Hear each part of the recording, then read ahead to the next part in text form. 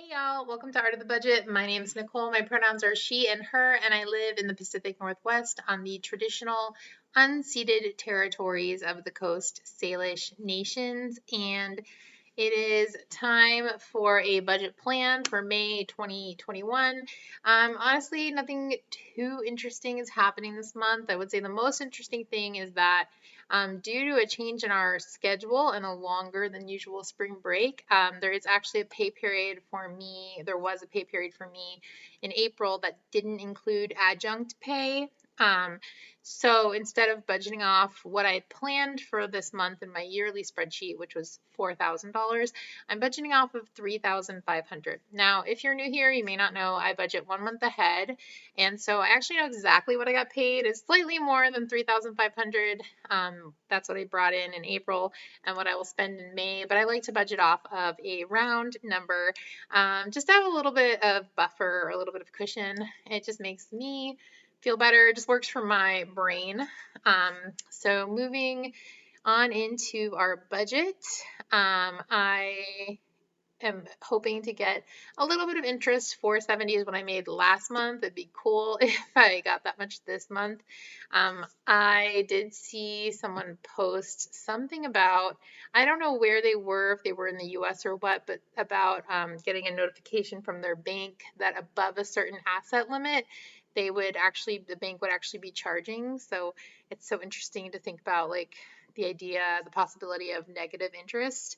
In this person's post, they mentioned it was above a very high amount. That is not anything I'll need to worry about anytime soon, but interesting to think about. Okay, so let's get into spending. So for radical intersectional feminism, I'm planning 150 for just sharing my income and $60 for my 2% to art. Um, let's see, nothing really happening in the savings category. For my interest, that goes into its own little savings account, which is funny. And my $500 to my Roth, as always. Rent, electricity, and whatnot are all exactly the same. Going into daily living, groceries, my usual 300. Restaurants, my usual 100. And household, I had a big household month last month. I don't think I have anything big that I need, so I'm just gonna put my normal 20 in. And then kiddos get their usual 125. All of these categories except restaurants, in theory, I try to let them roll over, but sometimes I forget to do that when I reconcile because I used to not have them roll over. But anyway, scrolling on down, gas. Oh, this is a change this month. So I used to put $100 towards gas in those pre-pandemic days, and I've been doing 60, and for months and months and months I was under budget. But for the last several months I've been over, and I had kind of said if I go over for several months I'll change it, and I did. So it's $100. We'll see what happens. Scrolling on down, fun gets $100. Spoiler alert, I already spent it. That will be in my budget report at the end of this week on Saturday. Usually it goes up on Saturday, sometimes Sunday. Scrolling on down, insurance and tax, nothing interesting happening there. Let's talk about sinking funds. So these are the things, most of my expenses are pretty fixed. So sinking funds is where that like reduction of expected pay really comes into play. So I'm just going to do health, $10, cat fund gets 80, car upkeep gets 100, tech fund gets 25. This is something that, next month when I have that higher income, I'm definitely going to need to funnel some money there because my phone is getting very questionable.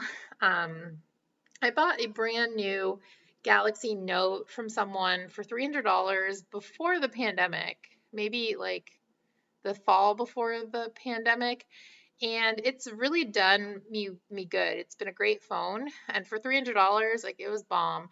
But I've dropped it so many times that the screen is actually broken and through the screen protector. So it's giving me a lot of screen trouble. Maybe I should see about getting the screen replaced. Any of you ever done that? Maybe I'll look into that. So yeah, tech fund, something I need to think about. Gifts gets 50. Oh, my niece, Ava Chan, shout out to you. She just graduated from high school, and so I will be gifting her $50 to put towards her Roth IRA. And I think she actually graduated with an AA in college, maybe. I'm like a really good aunt. Sorry. Sorry, Ava. But anyway, I will be gifting that to her, and we're going to be opening a Roth IRA for her. I'm going to be helping her open it so she can be an investing badass immediately upon being an adult, which I love. Clothing, it's 20. Upcoming travel, I'm dropping $300, so that's sort of a big chunk of what I've got, and that is because I'm going on a camping trip, and I just want to have that money in there. Important stuff is getting nothing. Down payment is getting 60. We're not gonna make a down payment anytime soon. I'm like postponing the whole even thinking about buying a house thing for several years, but we're putting those breadcrumbs in, and we will eventually make an eggplant parmesan. Serotonin boost gets 340, and education gets 10. Yeah, that's got $30 in there. All right, student loans, thank goodness, get nothing this month. We're still on that good old CARES Act forbearance, and I'm doing public service loan forgiveness, so that works out great for me.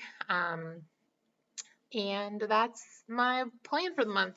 I will see you all in the next video. Thank you so much for stopping by. See ya later.